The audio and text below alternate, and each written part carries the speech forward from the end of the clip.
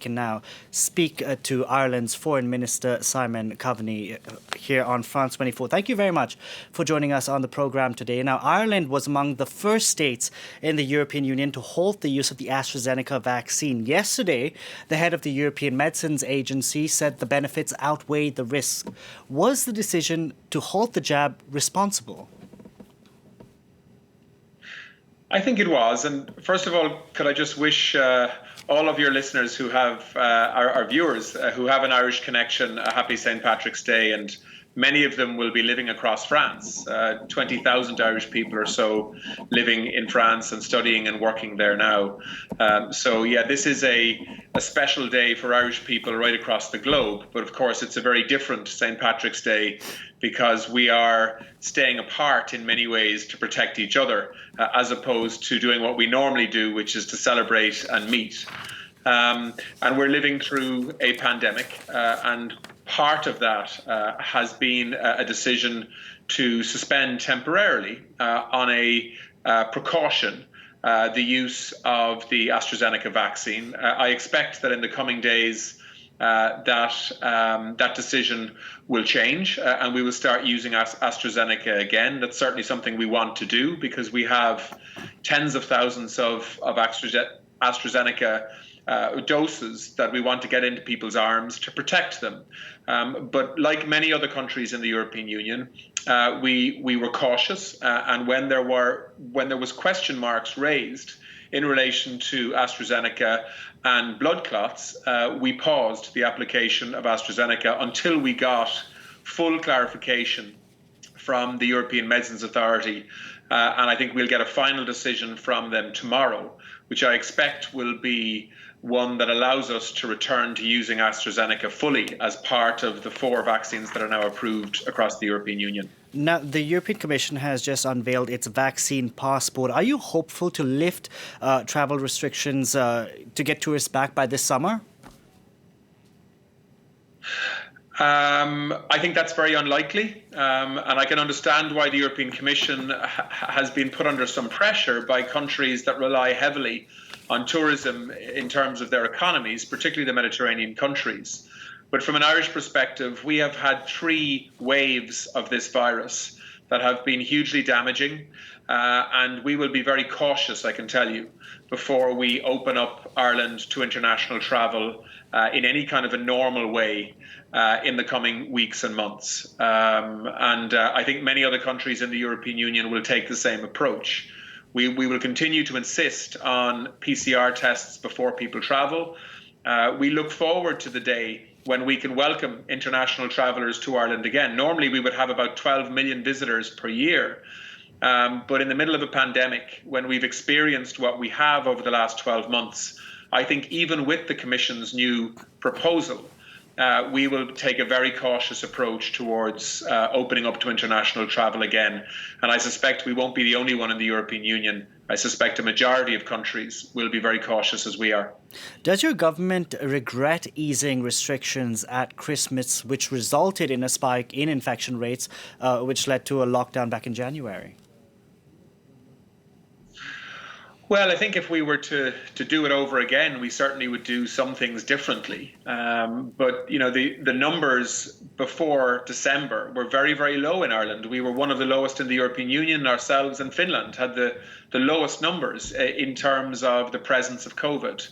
That allowed us, we thought at the time, taking public health advice in Ireland, to reduce the level of restriction over the Christmas period. And the increased mixing, particularly within families, but also the presence of a new strain that came from the United Kingdom meant that in January we had a rapid spread of COVID-19, and our numbers went up and spiked very significantly, which put us under huge pressure in January. We have managed now to bring those numbers right down again. And we intend on ensuring that we learn the lessons of the last 12 months to make sure that we don't have a 4th wave of this virus in Ireland. And that's why we will ease restrictions gradually over time. And of course, we will open up our country to international travel, but only gradually and with caution over time as well. the first priority will be to learn lessons from how we understand the virus and its variants in different parts of the world, and ensure that we take a public health-based approach first and foremost. And the economic considerations will be secondary. Now, your Prime Minister will be holding a virtual meeting with US President Joe Biden later on today. Will Micheal Martin bring up tensions over the implementation of post-Brexit rules in Northern Ireland? I'm sure he will. In fact, I suspect President Biden will probably be the first to raise that. But I think first and foremost, this will be a meeting between two leaders who I think are bonded together in many ways by history, because the United States and Ireland have such a deep history that St. Patrick's Day is always a very special day in the White House. As it is, of course, for Irish people right across the world. And we have a very Irish-American president now in Joe Biden, who considers his connection with Ireland in a very serious way. So he's very interested in the Irish peace process. He's very interested in what's happening in Northern Ireland. He's very interested in the relationship between Ireland and Britain, and, of course, Ireland and the rest of the European Union.